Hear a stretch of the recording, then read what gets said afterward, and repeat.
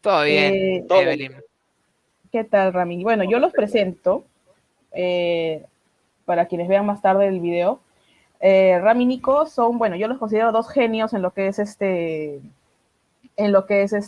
política internacional, por eso que a mí me gusta recurrir bastante a su contenido de la Resistencia Radio, que se transmite por Play FM, ¿verdad?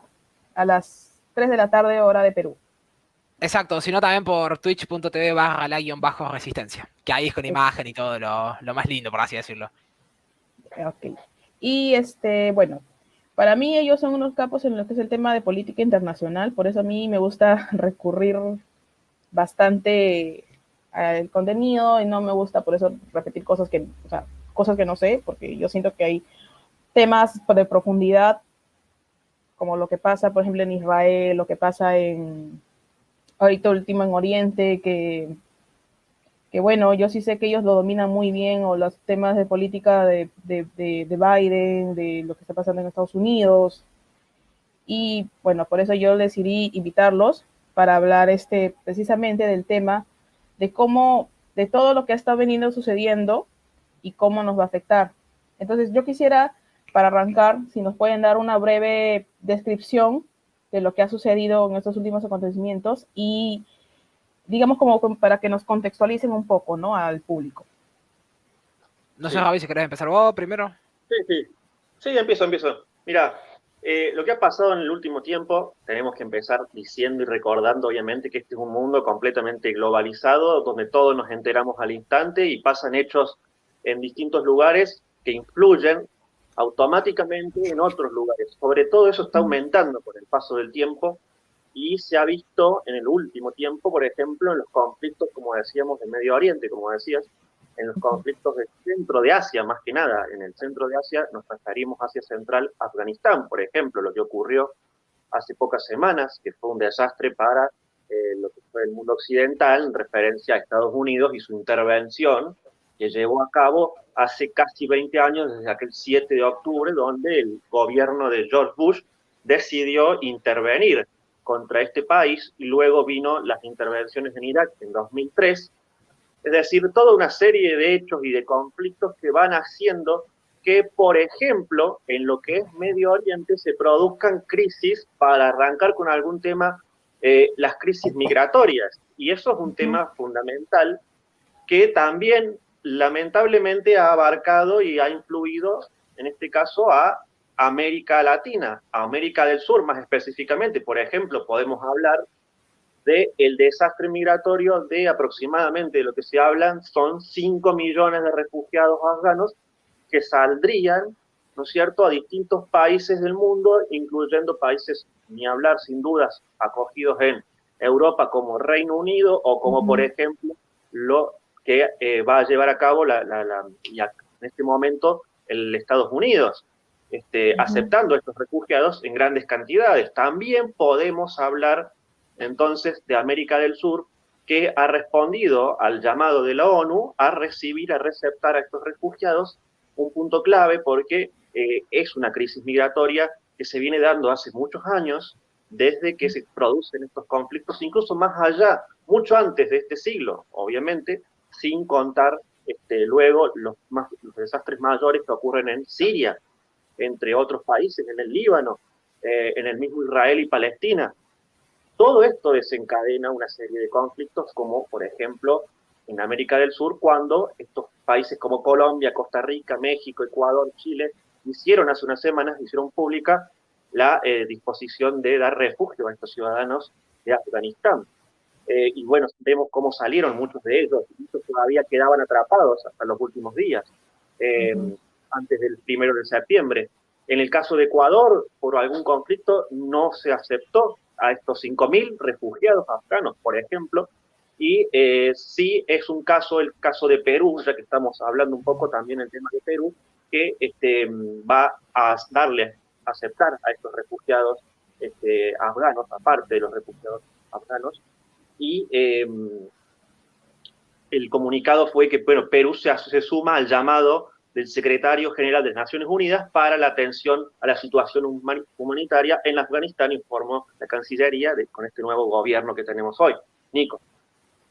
Ujú. Sí, justamente a mí me gustaría tocar un poco otro vértice que mencionaba Rami. Yo creo que lo que hemos estado viendo durante este último tiempo, principalmente desde la gestión Biden, desde que asumió Biden y Kamala Harris, justamente, este Ujú. gobierno demócrata lo que intentaba hacer es demostrar la decadencia total de Occidente. Porque cuando uno habla de Occidente, a casi todo el mundo se le ocurre el clásico patriotismo norteamericano, en el cual podemos ver la bandera, ir a Ujú. buscar recursos, más y mejor democracia, como muchísimas veces hemos mencionado en la resistencia y demás. Y lo que ha demostrado esta gestión ha sido que ya el mundo es otro, el mundo es un mundo globalizado, y el mismo Estados Unidos ha demostrado que toda esta geopolítica nueva que se está generando, toda esta geopolítica mundial, luego también y entendiendo la situación que se ha vivido en el 2020, 2021, entendiendo también los marcos de YouTube y la censura que hay, ha Ujú. demostrado que China es el bastión de hoy en día que está prácticamente gobernando y dominando el mundo como quiere. Afganistán no ha sido más que justamente uno de esos puntos de inflexión en los cuales muchísima gente de Occidente se ha dado cuenta que, bueno, papi Estados Unidos no está más para salvarnos. Si no hay Ujú. gobiernos patriotas y soberanos, los cuales tengan lo de ahí abajo bien puesto para defender lo propio, no va a venir nadie de Occidente, si es que sigue existiendo, a salvarlo. Por eso yo creo que es muy, muy interesante todo esto, ver cómo se relaciona también muchísimo con lo que está sucediendo en la Unión Europea sobre el tema de los refugiados, que lo hemos tratado en la resistencia, en los cuales podemos ver cómo países como Estonia, Hungría, Polonia y demás se niegan Ujú. a acoger justamente a los refugiados. Luego el caso de América Latina, en el cual podemos ver donde prácticamente la izquierda está ganando todos los países de América del Sur. Sí. Y mientras tanto, China sigue haciendo sus negocios. En Afganistán sabemos que hay muchísimos recursos naturales de suma importancia para todo este nuevo mundo, para el 2030, 2050, que se suele llamar, la ruta de la seda, Ujú. que Rami la sabe explicar muchísimo mejor que yo, todo lo que trae atrás. Y yo creo que eso es lo que estamos viviendo hoy en día y estamos viendo la decadencia total del sistema occidental, si es que así se lo puede llamar, donde Ujú. claramente los gobiernos patriotas ya han limpiado el más importante, que era el de Donald Trump, que fue quien intentó justamente retirarse de Afganistán con un acuerdo de paz, el cual se tendría que haber realizado muchísimos meses antes de lo que Biden lo comenzó a realizar porque extendió el plazo. Y yo creo que todo esto ha demostrado ser que el mundo ahora es otro, claramente, y que el mundo está gobernado, dominado por China, no solamente, como mucha gente pensaba, con la mano de obra barata y gracias a todo esto poder conseguir productos baratos y malos, sino que China ahora logró vender productos baratos y de muy buena calidad, como puede ser el caso de los celulares Xiaomi, por ejemplo, para dar casos concretos, y de lo de algunos automóviles y demás, cosa que antes esto no solía suceder. Entonces, con todo esto, claramente China ha logrado un lugar importantísimo dentro de Medio Oriente, que es Afganistán, y hay que entender también todo esto aquí detrás, que también está obviamente influenciado por Rusia, la relación que tienen con los talibanes, a quién responden los talibanes, que lo hemos mencionado en la resistencia millones de veces, con quién se han llevado bien los talibanes, quiénes los han financiado, por ejemplo, y demás. Y claramente esto fue a propósito del gobierno demócrata de justo hacer la retirada y todas estas cuestiones, y claramente ahora habrá que ver si la gestión de Biden y demás toma alguna represalia o no hacia Afganistán o hacia China en su defecto, para poder justamente ver cómo continúa todo esto de cara al futuro. Yo, a ver, quería hacerles una pregunta más.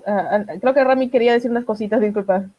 ¿Quieres agregar No, algo? quería nombrar, justo que nombraba Nico el tema de Afganistán y los talibán, por ejemplo, el Ujú. acuerdo que han habido respecto a el gobierno, el nuevo gobierno que se ha instaurado en Afganistán, que son estos talibán, que vuelven a tomar el control, ya tomaron la última ciudad que quedaba todavía resistiendo, fue la última resistencia que había hace poquitos días, que se intentaba revelar a esto, pero ya tienen el control y, por ejemplo, China es el principal socio, en este caso de Afganistán ahora, con este nuevo gobierno, que ya hasta fines de junio, se calculó ya una inversión de 430 millones de dólares, que es lo que va a hacer China conectando, en este caso, el punto clave que es en Asia Central, Afganistán, para lo que nombró Nico, que es la ruta de la seda, en este caso la nueva ruta de la seda,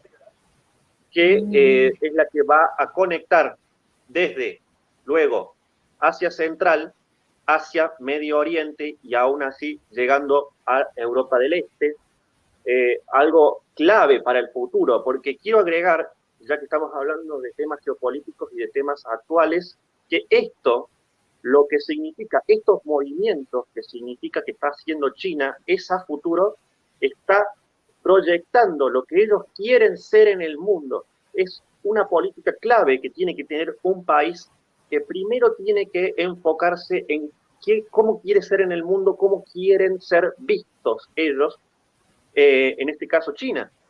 Pero es fundamental esa política, para eso es clave tener la Cancillería, los ministros de Relaciones Exteriores, pero bueno, más que nada enfocarse en una Cancillería, en un canciller, para luego mostrarse y enfocarse y plantarse frente al mundo y decir, como lo hace China, ¿qué vamos a hacer nosotros? Ellos ya tienen sus políticas internas, como por ejemplo el tema de la nueva expansión que ellos proponen en las familias chinas, algo que estaba prohibido.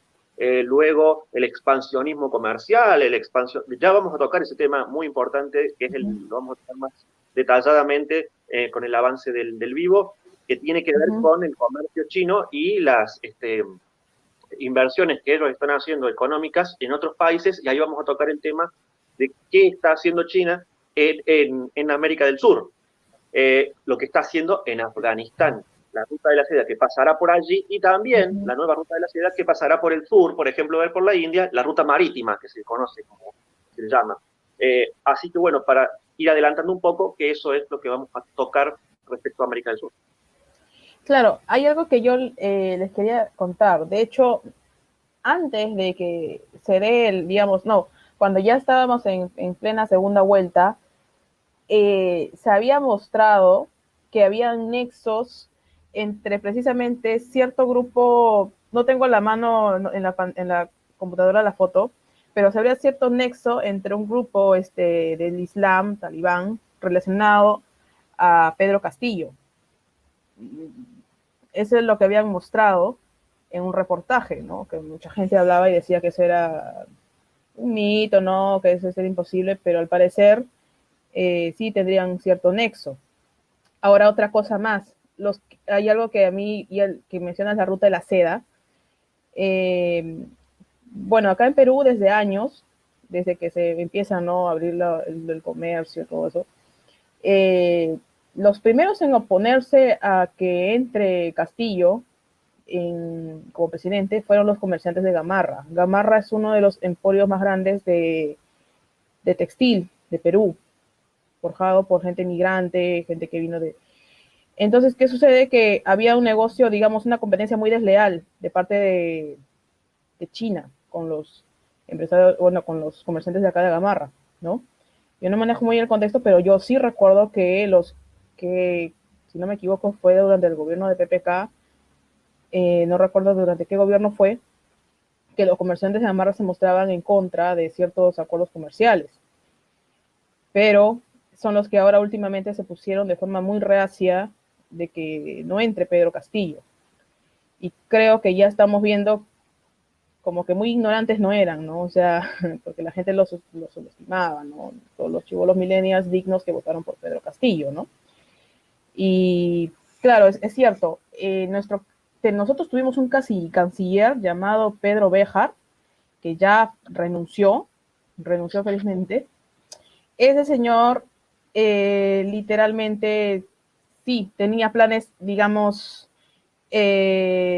expansionistas, digamos, ¿no? Esos señores, ese señor quería, digamos, como incluso introducir al Perú con el Tratado de Escazú, bueno, que eso es otro tema, pero sí tenía todo una agenda, ¿no?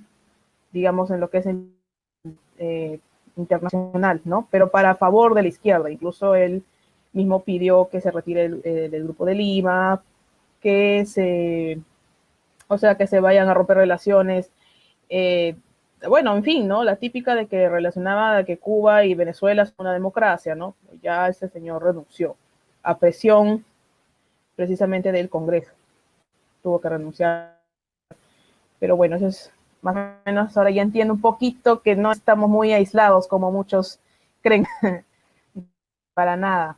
Yo quería preguntarles, porque hay algo que sí, o sea, mucha gente decía que si ganaba Trump íbamos a volver el Perú ya no iba a ser el país, el mundo no iba a ser un mundo seguro, etcétera, y que se venían las dinamitas por todos lados, ¿no? Yo lo que sé es que Trump más bien estuvo haciendo, como mencionabas, tratados, acuerdos, y en eso quiero que me expliquen, o sea, en sí, Trump sí tenía entonces plan para retirarse de Afganistán, ¿verdad? Entonces sí había un plan. Entonces, ¿qué hubiera sido recomendable? O sea, que se queden más tiempo, que sigan, no sé, capacitando un ejército. ¿Qué otra solución pudo tomar Biden y no lo hizo? ¿O por qué no lo hizo? No lo sé. Sí, la solución lo hemos hablado en la resistencia mucho, clave era respetar, en primer lugar, cuando un país hace un acuerdo con otro que luego va a ser el que va a estar en poder de ese gobierno, luego en el poder del país, controlando el Estado, es el acuerdo que hizo Donald Trump con los talibán un tiempo, muchos meses antes, todo muy programado para que luego la retirada de Estados Unidos sea mucho más ordenada, como él quería, como debía ser. Trump no cometió errores en Medio Oriente, no cometió ningún error. Toda la política exterior fue de lo mejor. Es más, él peleaba, Donald Trump con Estados Unidos, se vio claramente cómo él luchaba en varios frentes, porque también tenía el frente de China, el frente del Pacífico, el frente con Venezuela, el frente con Irán, con Corea del Norte. Bueno, y en este caso, en el caso de Medio Oriente, era un frente muy importante, muy delicado, que había que tenerlo con mucho cuidado.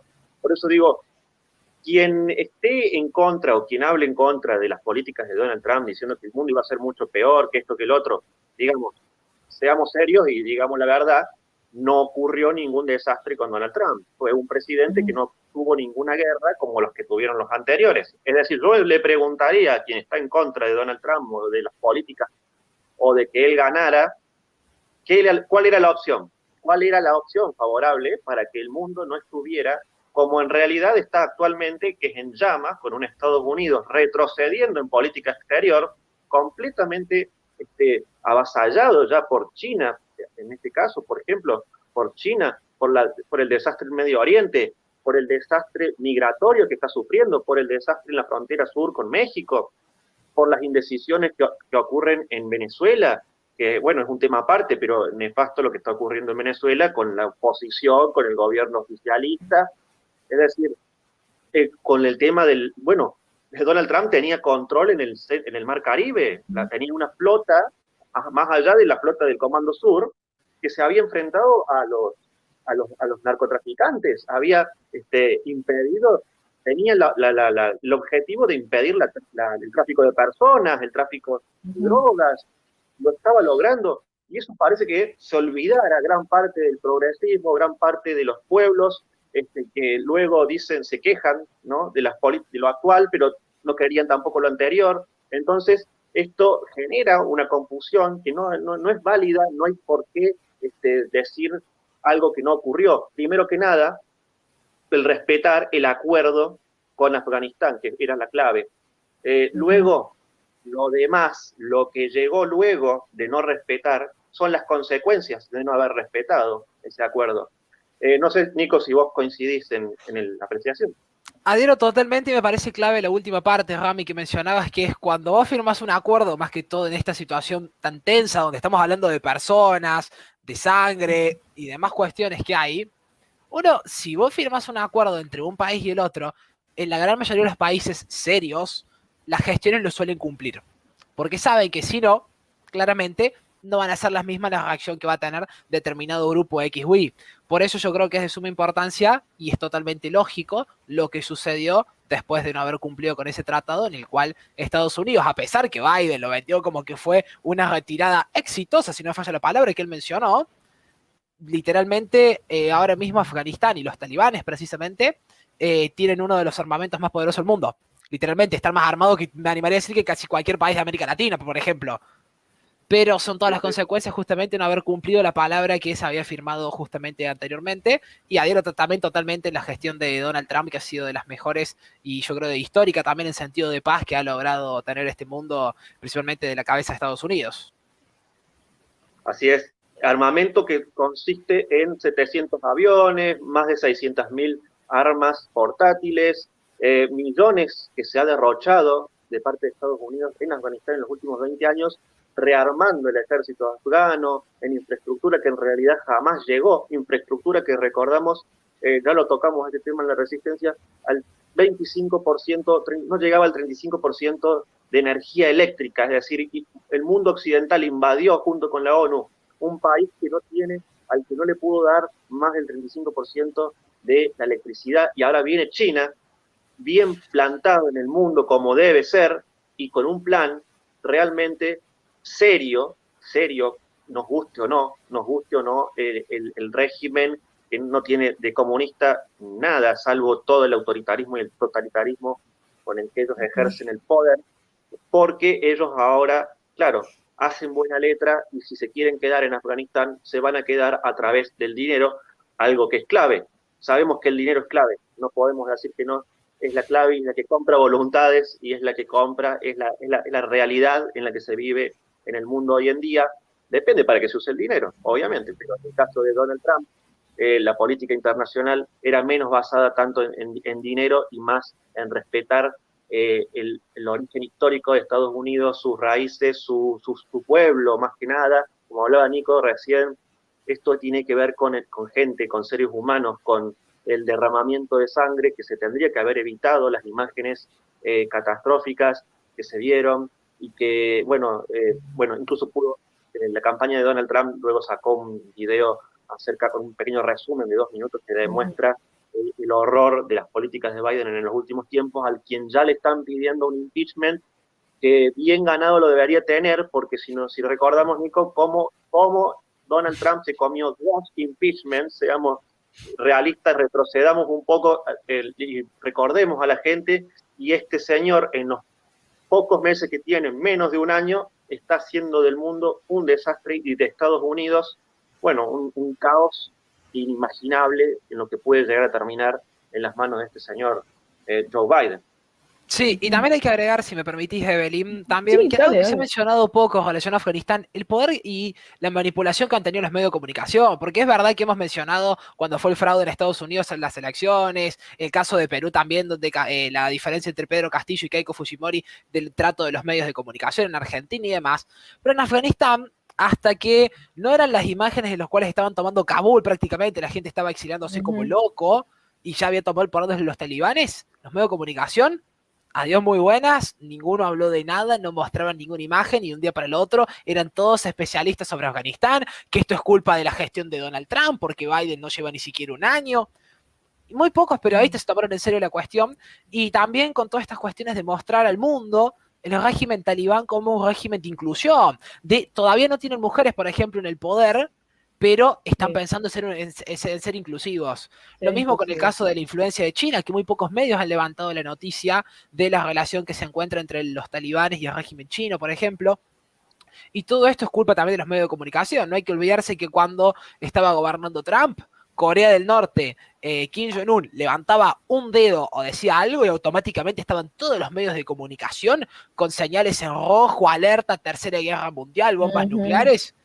Y Trump fue uno de los, creo que fue el primer presidente en cruzar el paralelo 38, si no me falla la memoria, justamente ingresando a Corea del Norte. Y yo creo que esto es clave también porque si uno se pone a ver el blindaje que tiene todo este establishment demócrata con China y con determinados grupos de poder, porque hay que decirlo así, no solamente son países o ideas políticas, son grupos del poder que son los que verdaderamente están manejando el mundo mediante la prensa. Y muchísima gente acá puede decir, sí, pero los medios de comunicación, es verdad, en gran parte del mundo pasan a ser segundos o hasta terceros. Sí, y las redes sociales, ¿quién las termina manejando? No nacimos ayer ninguno y sabemos cómo ha sido la censura hacia toda la gente que ha opinado, que ha tenido una opinión disidente en temas en temas polémicos, como puede ser la situación que estamos viviendo, en su momento el fraude hacia Donald Trump, la cuestión de Afganistán también, que uno puede ver como YouTube, Twitter, Facebook, Instagram y demás redes sociales van moldeando las ideas principalmente de los jóvenes y cómo mágicamente un joven que en un determinado momento opinaba una cosa y subió un posteo, después a las semanas estaba subiendo el posteo de por cada vez que se sube este posteo vamos a donar tanta plata a Afganistán. No, no hay que donar plata a Afganistán, señores. Hay que plantear una política seria de relaciones internacionales. Como mencionaba Rami, tener una cancillería seria, porque si yo mal no me acuerdo, Argentina no opinó, y lo poco que trascendió de Argentina, el caso concreto del país en el que vivimos, fue como que no vemos en malas manos que esté manejado por los talibanes. Y no me sorprendería que desde Pedro Castillo la idea haya sido muy parecida, las ideas que se mantengan dentro del gobierno de Pedro Castillo, principalmente de Vladimir Cerrón, que tienen ahí una ideología muy parecida a la de China, y seguramente haya influencia económica a partir de este gobierno, como está viendo en casi toda Latinoamérica también. Sí, de hecho, a mí lo que me mencionas, ¿no? De lo que hablas de los talibanes, ¿no? Siento que estoy viviendo un paralelismo, una versión comparada a Pedro Castillo, que muchos lo toman de juego, de que no lo ven tan... No, o sea, sí su ideología es lo mismo, y básicamente lo que más me da risa, porque yo hace poco veía, ¿no? Un reporte de la BBC de que los talibanes están pensando a hacer si tendrán un ministerio de inclusión, algo así, o que si ya pensarán en poder poner mujeres al poder. Era como ir a Verónica Mendoza hablando a favor de Pedro Castillo. No sé si ustedes conocen a Verónica Mendoza, que ella misma habla de la paridad, pero no dice nada, que Pedro Castillo solo tiene 2 mujeres en su gabinete, que básicamente es la ministra de la Mujer y Dina Boluarte, si no me equivoco, pero no dice nada, pero me da mucha gracia como ella lo trata de disfrazar de su lenguaje de inclusión, y al rato Vladimir Cerrón despotrica como se le da la gana contra ella, y ahí sí, no dice nada la señora, ¿no? Es muy parecido, me da mucha, no sé, ya como un humor negro, ¿no? Pero ahora hay algo que me llama la atención. En sí, o sea, porque en sí básicamente Perú Libre acá en Perú se vende como un partido que le importa la soberanía del país, pero con lo escucho ustedes, me late de que no. O sea, o sea, a mí me queda claro que no les importa, porque se nota bien claro que todo lo que está influyendo de afuera está conectado, porque yo siento que los que están favorecidos de que esté Pedro Castillo en el poder, ¿no? Con Cerrón, vamos a decirlo así, son precisamente China, precisamente porque Perú tiene las minas, hace poco que se descubrió un yacimiento de litio, y eso le va a servir bastante como materia prima. Entonces yo no entiendo cuando Perú Libre, bueno, habla de lo que es lo que es soberanía y todo eso, pero no, lo que me queda claro ahorita que la izquierda es lo más, no se puede decirse internacionalista, este comunismo duro es lo más, no sé si está bien el término expansionismo internacionalista, es lo más antisoberano que he visto. O sea, es lo que estoy viendo ahora. Con la visita de Evo Morales acá en Perú incluso, ¿no? Que está abriendo el mar a Bolivia. Sí, eso va a pasar. Eso se va a dar. Eso también lo hemos hablado, hemos tocado ese tema. Es fundamental, es clave eso de la geopolítica, y lo que representa nuevamente lo que va a ser el futuro de ciertas naciones y los que quieren ser en el mundo. ¿Qué queremos ser cada sociedad dentro de una nación? ¿Qué queremos ser frente al mundo? Y eso China lo tiene claro. Y hablando de soberanía, la soberanía de Sudamérica se puede estar entregando y se está entregando actualmente. Estamos teniendo conflictos muy peligrosos, como por ejemplo, ya sabemos lo que ha ocurrido. Toquemos algunos puntos, ¿no? Lo que pasa en Chile, lo que pasó con la reforma, lo que pasa con el cambio de gobierno, lo que tenemos actualmente, el conflicto Argentina-Chile, con el conflicto internacional que se ha desatado en los últimos días. Tenemos también lo que ocurre, como decíamos, el tema de los recursos naturales. América del Sur es una zona, es una región con recursos naturales muy amplia, muy vasta y muy rica en distintos tipos de recursos naturales, sobre todo incluso también el agua o elementos como el litio, que son necesarios para la fabricación de distintos tipos de artefactos, de distintos tipos de mecanismos electrónicos, etcétera. Es decir, tenemos lo que va a ser el recurso para luego emplearlo en los elementos del futuro que se van a necesitar. Y en este caso, por ejemplo, quiero nombrar algo, no quiero dejarlo de lado porque es importante, lo que dijo hace unos días, en el mes de agosto, hace 15 días aproximadamente, quien se va a retirar a fin de año, va a jubilar, un militar muy reconocido, muy importante, cuando decimos quién es el que conoce, y sobre todo en la época de Trump, quien tiene conocimiento de lo que ocurre en América del Sur, que es Craig Feller, que es el jefe del Comando Sur de Estados Unidos en América del Sur, es decir, y América Central. Que él advirtió, y esto fue la advertencia que hizo, que pasó desapercibida porque, bueno, se acercaban, estaban las épocas ahí del conflicto con Afganistán, ¿no es cierto?, en aquellos días atrás, donde él dice que da y advierte, porque él dice que es el deber, y esto lo digo porque él es militar y él tiene conocimiento claro, mucho más que un político, acerca de cómo se van a dar los acontecimientos futuros. Él dice que China, y vean esto, aprovecha la corrupción de América Latina para ampliar su presencia en esta región, y eso es clave. Por eso digo, ¿qué vamos a hacer nosotros ante el mundo de América Latina si tenemos gobiernos que son completamente corruptos en su mayoría? Desde derechistas cobardes, podríamos decir, débiles, izquierdas que hablan de soberanía y que entregan los recursos naturales a otros países, como va a ser, por ejemplo, en el caso de China, que va a ingresar, que toma los mares en el mar argentino, en el Pacífico, ni hablar, y Ecuador, que han tenido conflictos hace unos meses antes, épocas anteriores, del año pasado, si no me equivoco. Bueno, y esa influencia de China, él dice, Craig Feller, que es cada vez mayor. Esto es muy importante para que se sepa de que ellos invierten, tienen eso de invertir. Tenemos una base también en China, nosotros en Argentina, por ejemplo, famosa, Nico, ¿viste? O sea, es decir, la infraestructura informática, activos espaciales, centros culturales, asistencia para la actual contingencia que tenemos, ¿no es cierto?, desde el último año y este año, que no la nombramos para que no haya por YouTube, ¿no? Pero esa es la preocupación de Craig Feller, que dice en palabras textuales que Pekín quiere crear un sistema mundial en el que los regímenes autoritarios se consideren formas legítimas de gobierno. Un sistema en el que el Estado de Derecho, los derechos humanos, la libertad de expresión sean sofocados. Y si nos ponemos a pensar cómo los derechos humanos, los derechos a expresarse de la gente, a manifestarse, se están sofocando, sobre todo en los países del primer mundo, algo llamativo, tanto de lo que hablan algunos de los países de la libertad, un sistema en el que las normas internacionales se manipulan en su propio beneficio, y eso, dice él, ya está ocurriendo.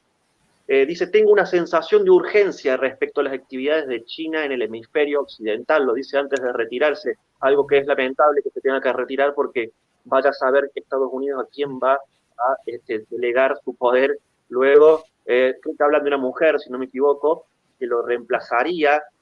Bueno, lamentable lo que... Y hablando de los recursos, ya desde 2017 China se impone a través de la inversión masiva en adquisición de compañías locales, en acceder a las concesiones mineras, entrar en servicios como la distribución de electricidad, gas, agua. Ya adquirió las centrales hidroeléctricas en Brasil, adquirió comercializadoras, distribuidoras de electricidad en Chile y Perú, compró empresas mineras de distintos recursos naturales, como el niobio, el fosfato y el hierro en Brasil, el cobre en Perú, luego tenemos el litio, el oro, la plata en Argentina, y en Chile también entró con el negocio del litio. No sé cómo lo ves, Nico. Sí, y también recordando que en África prácticamente el control chino es casi total ya mediante la deuda y la inversión china, principalmente como mencionabas vos en servicios, también con el tema de las UTLC y demás.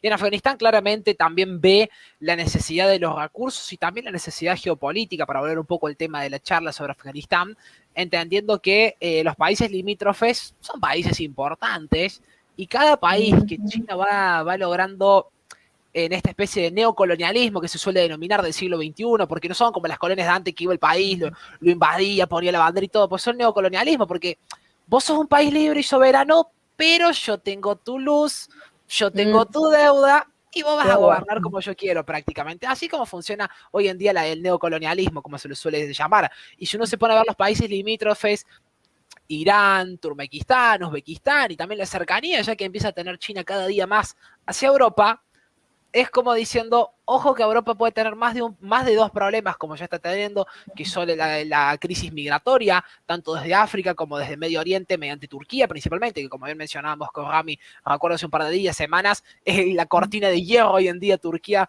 con los kurdos, si no me falla a mí la memoria, que son los que principalmente están ahí defendiendo.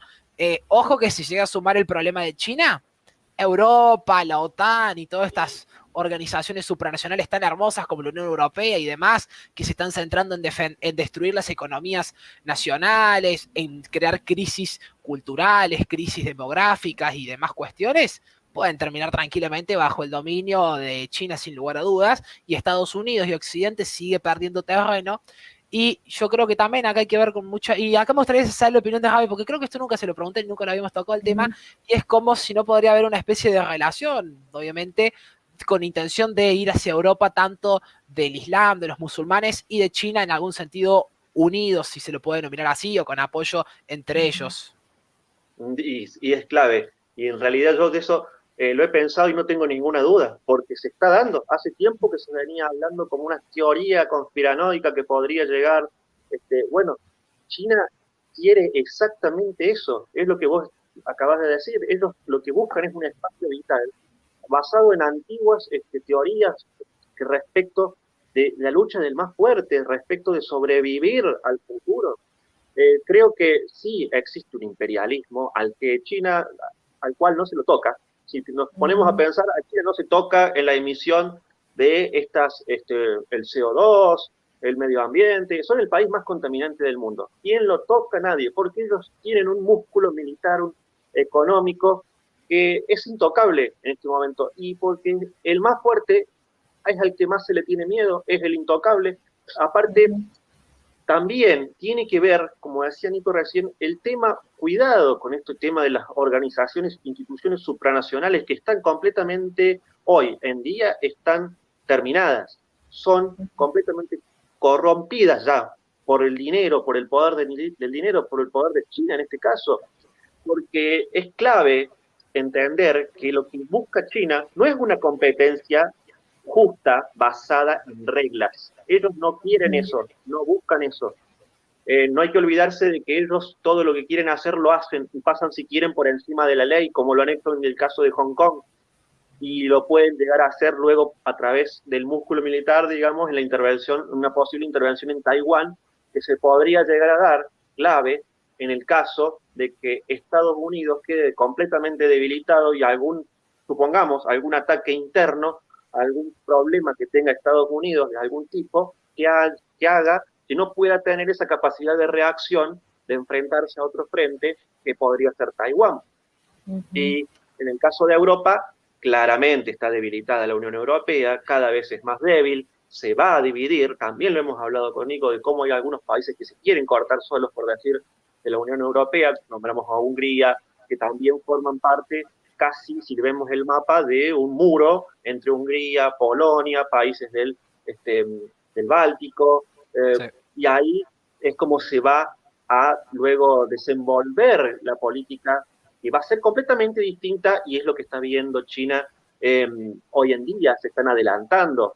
Ellos tienen una profundización de sus vínculos económicos y una influencia coercitiva. Esa es la clave, de la coerción sobre otros países. Aparte que desde China, desde Pekín, compite por el apoyo de los socios regionales en distintas votaciones de la ONU, y ahí está el tema de las organizaciones supranacionales. El respaldo, por ejemplo, de nombramientos chinos en estas instituciones supranacionales a través del voto de distintos países.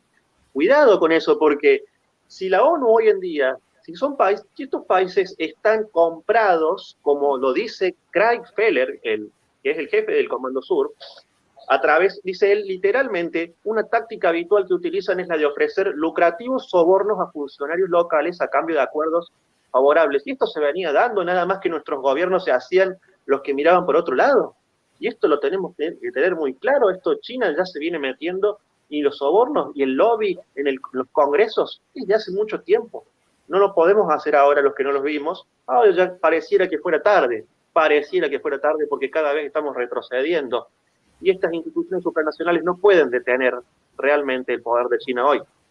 Sí, Claro. si me permitís, Evelyn, antes de darte la palabra, Sí, que sí. una cuestión que me quedó pendiente que le dijo Gami y adhiero totalmente, y es que, porque muchísimos estudiantes de relaciones internacionales, de política internacional y demás, porque los veo, comentan lo de, y les enseñan también, lamentablemente, que no, uno tiene que la política internacional, buscar la paz con los desarmes y toda esa Ujú. serie de estupideces que se han comentado durante un montón de tiempo. Vamos a ir a la práctica concisa y práctica para cualquier persona, entienda, estudie o no estudie, o lo que sea de política internacional. La única forma, y una cuestión de vida lógica también distinto de supervivencia, la única forma, si vos no querés que los otros te molesten, que los otros te ataquen, es siendo el más fuerte. Así de Ujú. simple. Le guste a quien no le guste. Ahora sí, Evelyn, esa cuestión me quedó pendiente porque Totalmente sabía de que acuerdo. alguien iba a decir Es, algo. es la naturaleza humana, Nico, es la naturaleza humana. Sí, Totalmente de acuerdo.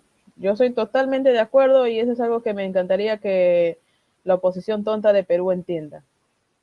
Porque si hay algo que yo veo es que la oposición peruana, ojo, de ahí sacó a Renovación Popular, pero esta oposición vergonzosa peruana, o sea, totalmente cree que es un mundo de maravilla, un mundo feliz, no, que no la violencia y todas esas tonterías.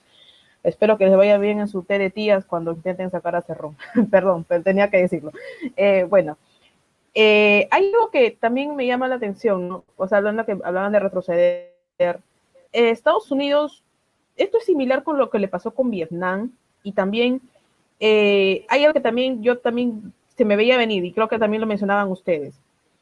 Se está cumpliendo lo que se decía también de que a Biden no iba a durar un año y que la que iba a terminar gobernando iba a ser Kamala, porque me late que ese es el objetivo, ¿no? No sé qué es lo que piensan Sí, ustedes de esos dos puntos, ¿no?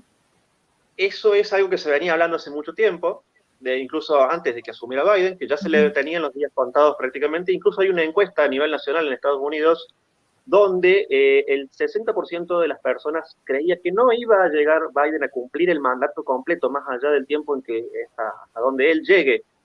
No sería el primer caso, hay muchísimos casos que han ocurrido por distintos acontecimientos, sobre todo muertes de presidentes que no han podido cumplir su mandato. En este caso, Biden es una persona mayor, y digo, tampoco es que sea eso un punto clave, que sea mayor, porque Donald Trump tiene unos cuantos años menos y es completamente Uh-huh. distinto. Vemos la forma de ser Acuerdo. de uno y del otro. Uno la tiene muy clara, uno no baja nunca un cambio, o sea, se mantiene firme, no comete errores prácticamente en los discursos. En cambio, Joe Biden se lo ve en los últimos tiempos y aparte tengo una sensación de que también lo vienen fogoneando dentro del mismo partido demócrata, existe una especie de conspiración contra Biden, quizás que él sepa o no lo sepa, da igual, él está metido y él es responsable completamente. Cuando, por ejemplo, se lo enfoca o le sacan una imagen, le sacan una foto, una famosa foto, cuando él está de vacaciones, ¿quién le hace la agenda a Joe Biden diciéndole, andate de vacaciones, Joe Biden? Porque, bueno, y se da justo en esos días, 2 días antes que él se va de Uh-huh. vacaciones, luego se da el conflicto con Afganistán. Y él estaba hace 2 días de vacaciones.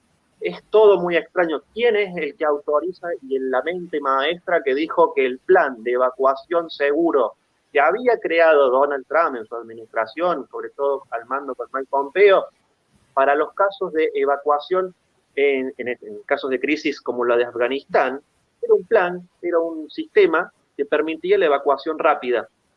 Este plan fue dado de baja. ¿Quién lo dio de baja?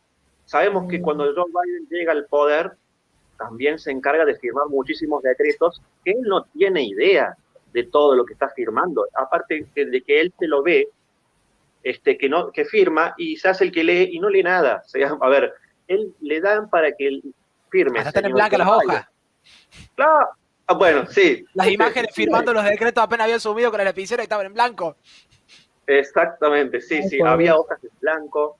Bueno, todo esto nos vamos recordando en este momento porque todo esto viene a colación por esto justamente, de que a ver quién es el que maneja. Claramente que Joe Biden no manda en ninguna circunstancia. En este caso, Joe Biden no es absolutamente nada, es solamente un títere, podríamos decir, un instrumento al que ya quizás le hayan dicho a él.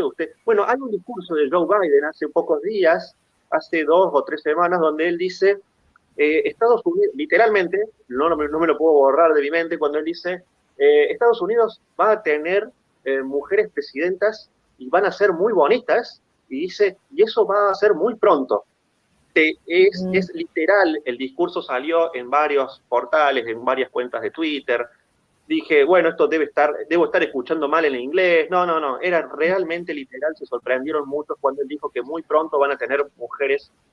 Entonces, a él se le escapa esto, porque también podemos tener en cuenta que a él se les pueden escapar estas expresiones, como se le ha escapado quizás muchas otras expresiones bastante peligrosas. Dicen que es un presidente que no puede estar al mando de la primera nación, como consideran hoy, que eso yo lo pondría un poco en duda, ¿no?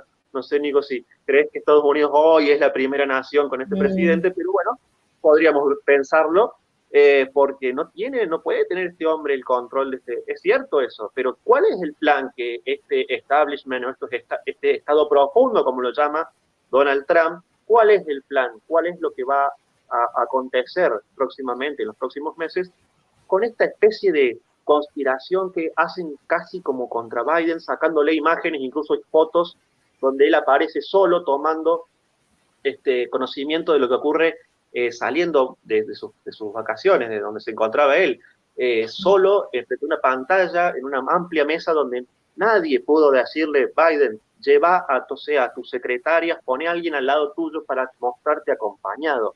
Errores estratégicos, digamos, ¿viste? Errores muy raros en una nación de primer mundo, que un partido demócrata que hace mucho tiempo viene gobernando, cosas raras, Nico, no sé. Justamente primero me quedó pendiente lo del discurso sobre que iba a haber mujeres presidente bonitas y demás. Si se refiere a Ivanka Trump, vamos adelante Biden con esa frase, no hay ningún problema. Ahora, referido a todo lo otro, yo creo que desde un principio lo dijimos, nos trataban de locos. Están los comentarios en YouTube, que llega a pasar, va a haber que hacer un especial viendo los comentarios nomás. Pero desde un principio no se puede dar cuenta que claramente Joe Biden no tiene poder. Joe Biden es literalmente, como dijo Jaime, una marioneta que firma papelitos y que es ante la cámara y ante la prensa comiendo el helado y todos los periodistas ahí mirándole y diciéndole, ¿de qué gusto es el helado? Tipo, ojo, ¿esto es en serio la prensa del primer mundo, el país más poderoso del mundo? Claramente yo creo que atrás uno puede ver que está ahí muchísimas cosas porque a Joe Biden lo están asesorando, claramente lo están manejando y todos estos errores se cometen a propósito.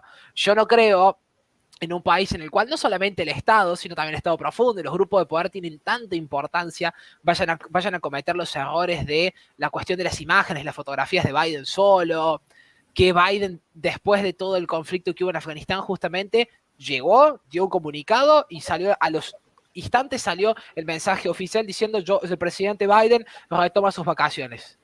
Literal. O también la secretaria de Estado, creo que era, o la secretaria de prensa, no recuerdo bien cuál de las dos, también comenzó las vacaciones literalmente después de todo, del primer día del aeropuerto de Kabul, de toda la crisis que había y demás, mientras había soldados estadounidenses todavía peleando en el suelo afgano y no tenían respuesta de su propio gobierno, que yo recuerdo también con toda esta cuestión de los refugiados y de la gente que se estaba exiliando, que hasta el mismo gobierno de Rusia dijo, nosotros vamos a permitir que se suban todas las personas que quieran mientras tengan un destino asegurado. Y están las imágenes, que yo creo que esa es la imagen de la derrota total de Estados Unidos en Afganistán, del último soldado subiéndose al avión que es de la Unión Soviética, no de Rusia, perdón, lo tengo todavía con la Unión Soviética, de Rusia, y también las imágenes de los soldados custodiando los aviones rusos donde se está exiliando a la gente. O sea, el declive total de la política internacional.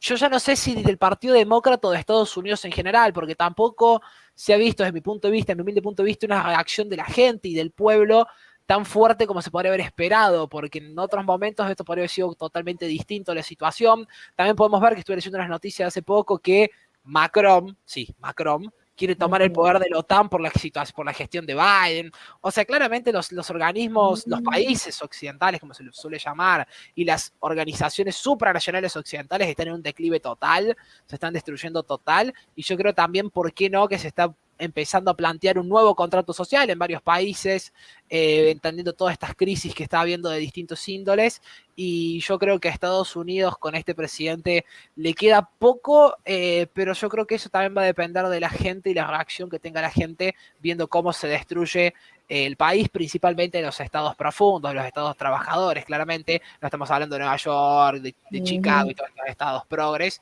sino de los estados donde verdaderamente Estados Unidos depende de la cuestión económica y demás, porque también, que esto lo tratábamos ayer, Estados Unidos tiene unos problemas económicos importantes, está teniendo con todas estas cuestiones, China va tomando poder en la cuestión económica, la deuda no solamente es en dólares, hay muchos países que tienen deuda también en la moneda china, entonces yo creo que es un tema interesante para ver cómo continúa todo esto, no solamente en Afganistán, sino en el mundo entero. Hay algo que sí, hay una comparación, y esto es como les pregunté, es similar lo que está pasando en los Estados Unidos, esto es lo que pasó con Afganistán, ¿es similar a lo que le pasó con Vietnam o es totalmente diferente? A ver, sí. Hay ciertas imágenes que se dieron a conocer en los días anteriores cuando fue el comienzo de la toma de Kabul por parte de los afganos y algunas imágenes caóticas de Estados Unidos saliendo en helicóptero, sobre todo una imagen de un helicóptero saliendo llevándose a los últimos funcionarios que había en ese momento, en ese lugar, que tiene que ver y la comparan con la imagen de Vietnam, que no había sido en realidad esa foto de Vietnam, no es una imagen solamente simbólica. Es simbólica y es importante, es más caótica la imagen de Vietnam cuando salen de esa embajada, que no significó que eran los últimos, sino que fue unos años antes, pero 1 o 2 años antes de esa imagen, pero sí que terminó simbolizando lo que fue la caída de Estados Unidos en Vietnam. Vietnam fue una guerra, digamos, mucho peor, mucho más sangrienta, mucho más compleja, mucho más complicada para Estados Unidos en aquellas épocas. Los veteranos de Vietnam no son muy reconocidos hoy en día. Hay mucho, bueno, la película de Rambo muestra exactamente, sobre todo la primera sobre todo, el trato que se tenía mucho con el tema de los veteranos que volvían de Vietnam. El tema de la guerra de Vietnam es algo complejo para Estados Unidos. Donald Trump es uno de los que ha reivindicado al ejército, a los veteranos, en el Día de la Memoria, etc. Donald Trump es uno de los que ha tomado la posta en esto y muchos veteranos, muchos militares se sienten muy representados, más allá, sacando y dejando de lado a los generales despiertos de los que habla Donald Trump, que son a los que ha criticado. Bueno, ha llegado incluso a comparar, dice, ¿quiénes son ustedes generales despiertos comparados con el general George Patton de la Segunda Guerra Mundial? Es decir, incluso él llega a muchos años atrás de Estados Unidos, hace una revisión de la historia muy importante, y en el caso de Afganistán, era una derrota que ya estaba cantada hace mucho tiempo. Estados Unidos hace mucho ya que no gana una guerra, incluso se podría hasta cuestionar si lo que hicieron en la Segunda Guerra Mundial fue un triunfo o no respecto a ingresar, cuando en aquel momento la opinión pública no estaba para nada de acuerdo y tuvieron que ir impulsando esa opinión pública para que se ingrese a Estados Unidos en la guerra. Es decir, no es el pueblo estadounidense un pueblo que se haya dedicado, o sea, sus orígenes y su ADN ir constantemente a la guerra. Sino que lo han llevado a Estados Unidos a la guerra, a Afganistán, las pérdidas humanas que ha habido en Afganistán, y no quiero olvidar las pérdidas humanas de Afganistán en el atentado que hubo pocos días atrás, que fue realmente trágico. Murieron chicos muy jóvenes, uno de 20 años, que era un ayudante de médico. Es decir, es una derrota lo que ocurrió en Afganistán, es una derrota mucho peor la que fue en Vietnam, pero la ocultan, la tapan, la industria corporativa militar, que es la que se encarga de llevar la guerra. Bueno, el mismo Julian Assange lo ha denunciado.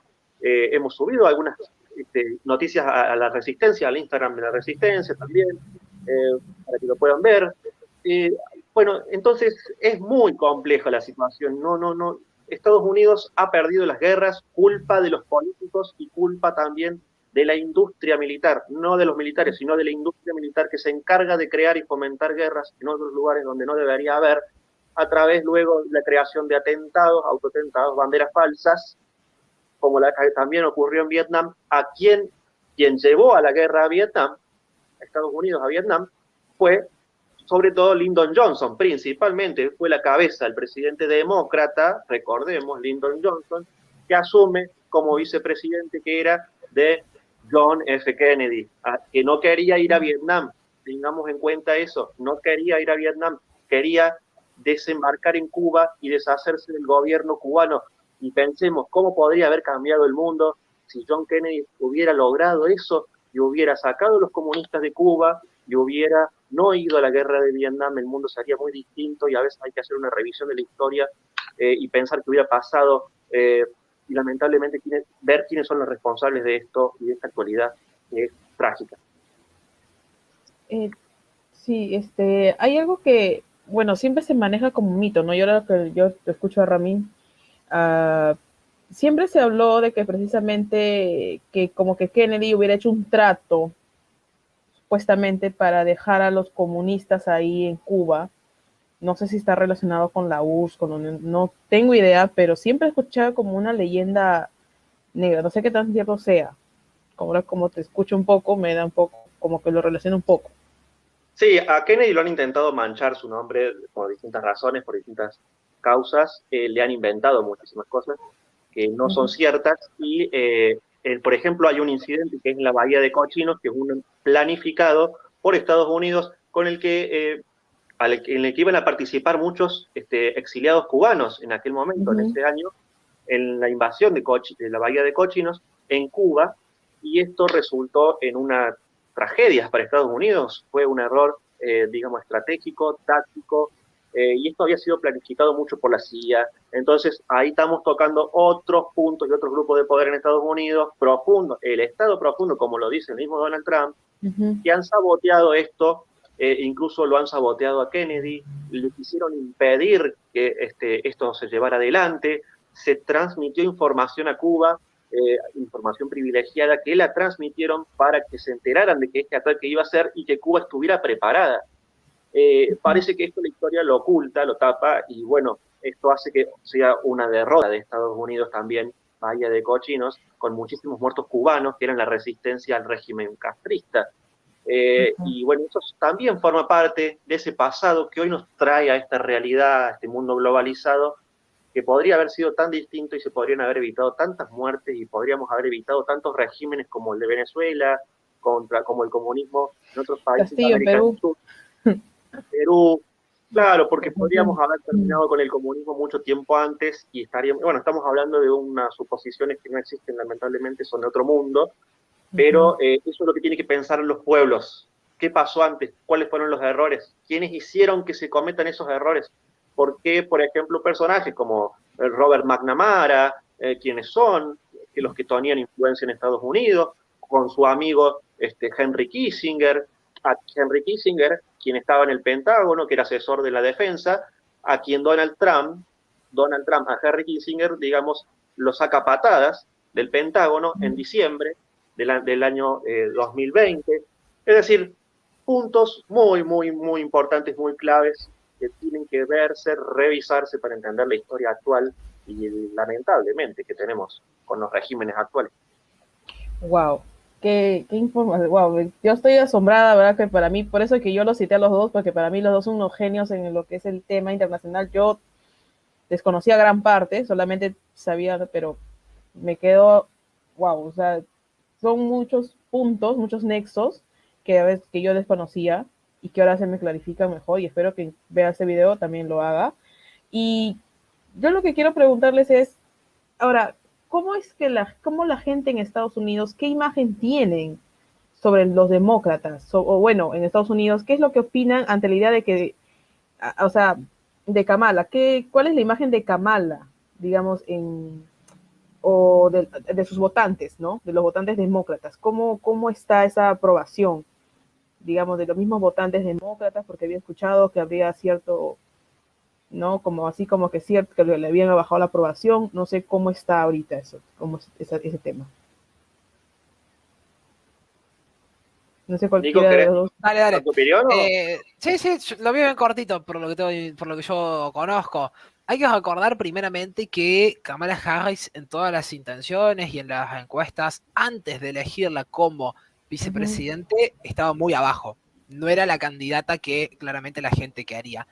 Pero dicha organización conocida a nivel internacional por practicar y llevar la planificación familiar, como ellos denominan, puso muchísimo dinero y mágicamente de ser una candidata que nadie quería, la empezaron todos los medios a alabar como la primer vicepresidente, mujer, encima afrodescendiente, pero no afrodescendiente, por lo que yo tengo entendido, creo. Es de la India. Es de la India, De por la eso no India, es afrodescendiente. A su vez, como una muy buena jueza, cuando uno ve los fallos, dice, mamita, Fiscal. los fallos. Fiscal, perdón. Cuando uno ve todas estas cuestiones, dice, hay cuestiones que acá, bueno, se ve que los medios ven, Sobre los todo la medios gente de tienen otros color. ojos. Los medios tienen otros ojos, por eso, sí, los medios tienen otros ojos. Entonces yo creo que ese punto es importantísimo para poder entender que claramente a Kamala Harris, desde un principio la gente no la quería, pero se sabe que es quien, si Biden llegase a pasarle algo, es quien va a terminar gobernando y va a ser, esto es análisis totalmente personal de lo que me hago cargo, pero quien seguramente termine llevando la bandera de los derechos humanos y de las mujeres a los países en los cuales faltan libertades. En una de La esas, tal vez. bandera, el trapo multicolor, ¿no? Como también El trapo multicolor o el feminista, habrá que ver cuál de los dos le gusta más. La verdad que yo eso desconozco yo. A ver si intervenimos de nuevo en Afganistán, decís vos, digamos, prácticamente. pero con Afganistán, inclusión. Medio Oriente, todos estos países donde los derechos de las mujeres para los occidentales están reprimidos y demás, sería una excelente bandera. ¿Ah? La bandera de los derechos de las mujeres, por la primera mujer presidenta en Estados Unidos, afrodescendiente y demás, es la bandera predilecta para poder destruir directamente Medio Oriente, si quisieran.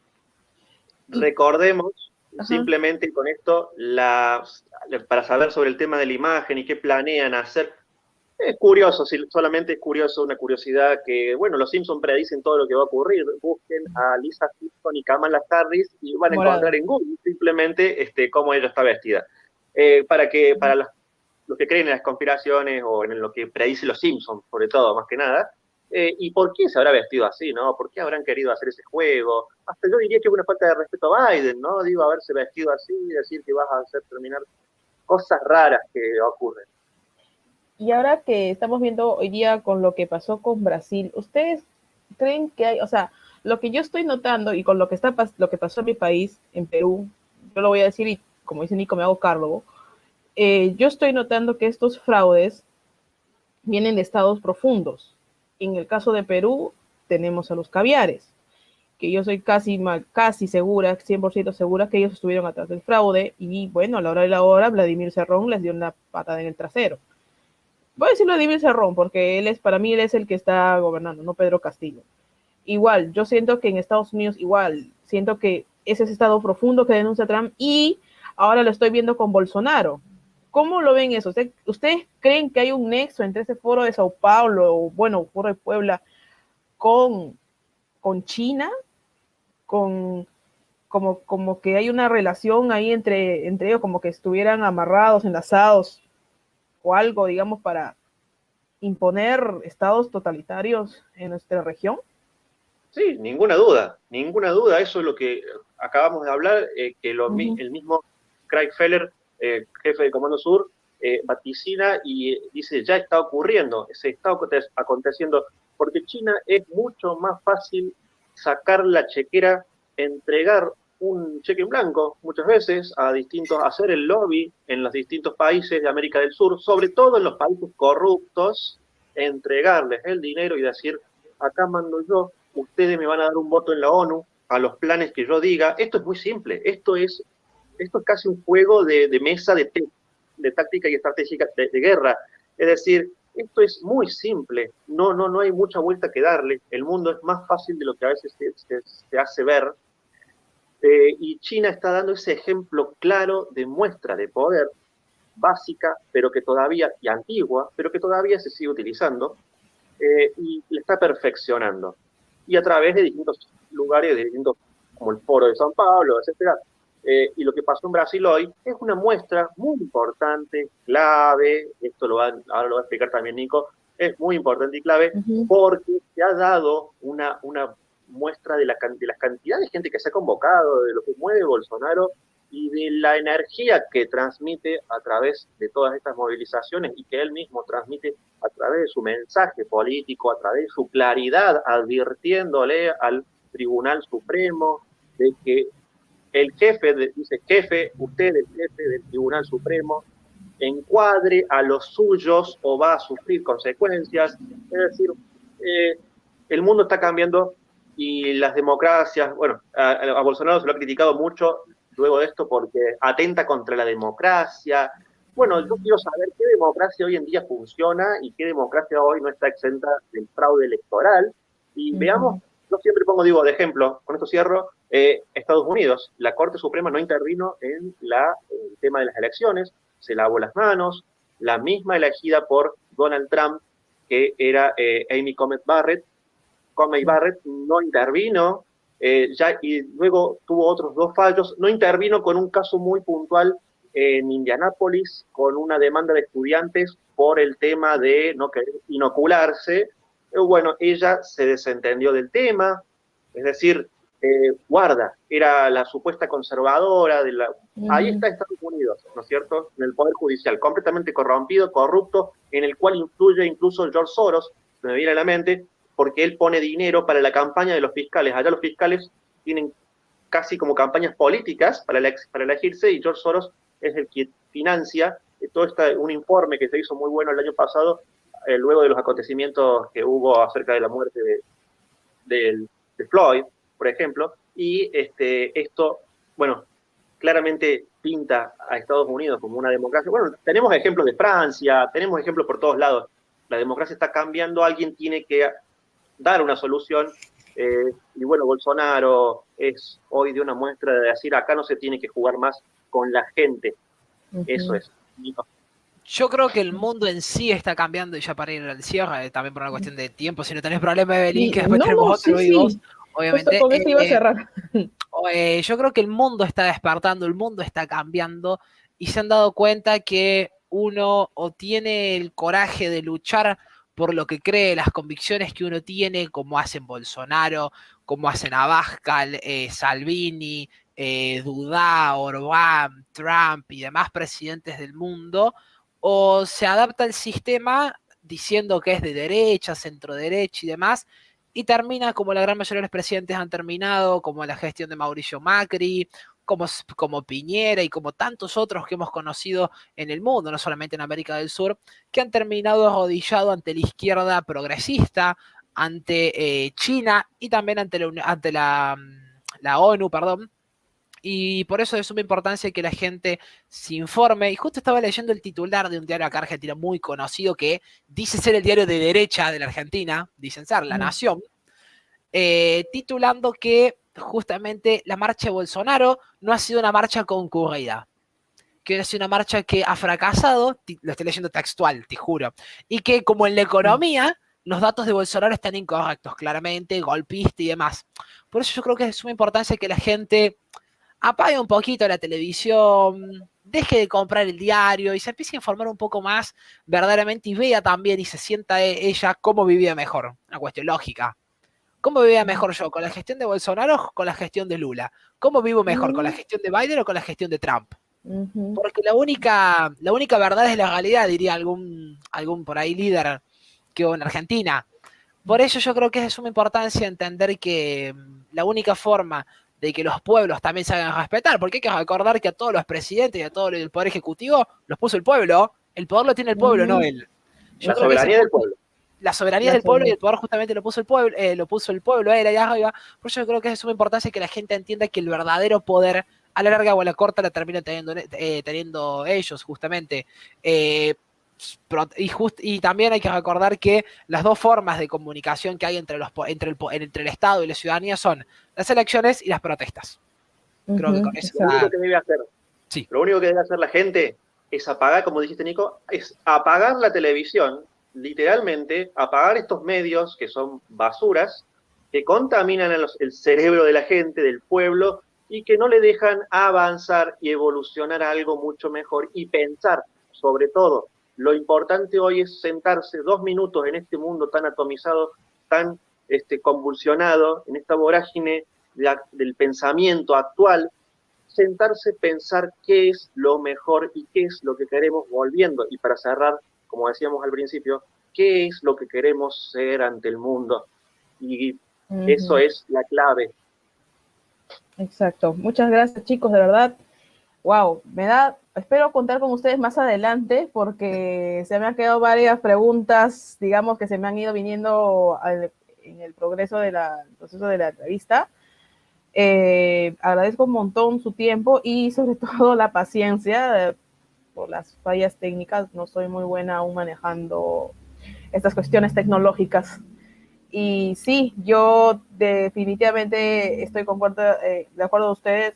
La única forma que la gente pueda defender su libertad es a la fuerza, porque si van a creer que de formas modales, modistas, se van a, digamos, con buenos modales, se va a enfrentar a gente que no tiene escrúpulos, creo que estamos mal y vamos a ser serviles para siempre. Entonces, la única forma que yo creo que en este tiempo, como lo estamos viviendo, la única forma es la fuerza. No hay de otra. Y es lo que veo que va a pasar, bueno, y espero que pase en Brasil, ¿no? Y por más que le digan, y yo confío que Bolsonaro es militar y aparte de eso tiene estrategia, más que político, tiene esa estrategia de tratar precisamente con estos comunistas, ¿no? Así que chicos, yo les agradezco un montón y yo, bueno, a los que nos vieron, los que nos van a ver, estoy dejando el link de la Resistencia, de su página, de su Instagram en la descripción y los pueden ver por Twitch. Bueno, yo a ustedes los escucho los lunes, bueno, cuando puedo, a las 3 de la tarde, que es hora peruana, por Play FM.